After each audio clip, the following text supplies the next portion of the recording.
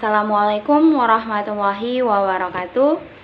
Saya Siti Munawaroh dengan NIM 12010123709 dari kelas Hukum Keluarga C 2020. Baiklah, di sini saya akan menjelaskan tentang kecakapan bertindak dalam hukum perdata. Nah, kecakapan bertindak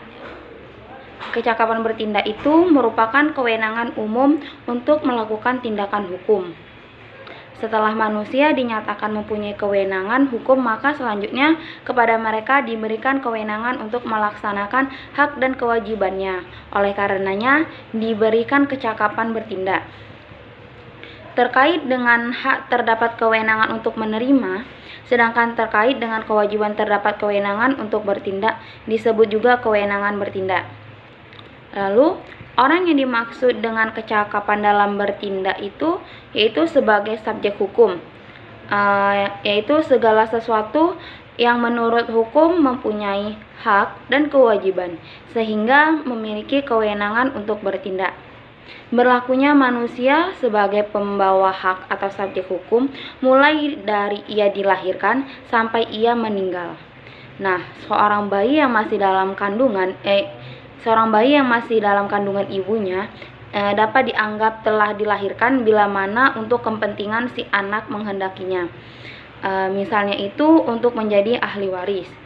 Namun, jika si anak meninggal sewaktu dilahirkan, maka ia dianggap tidak pernah ada berdasarkan pasal 2 KUH Perdata. Dalam hukum ada beberapa orang yang tidak boleh melakukan hukum atau ia tidak cakap.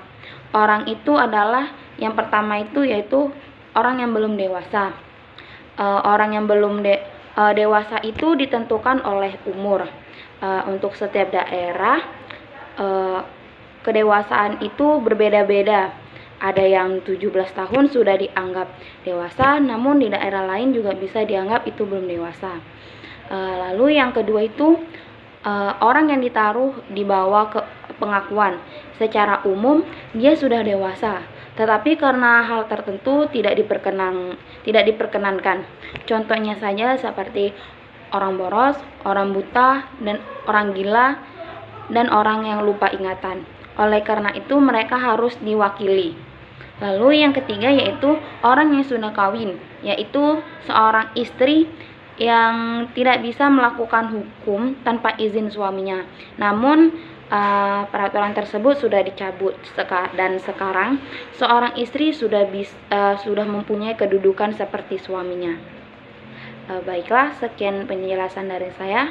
Lebih dan kurangnya mohon dimaafkan. Wassalamualaikum warahmatullahi wabarakatuh.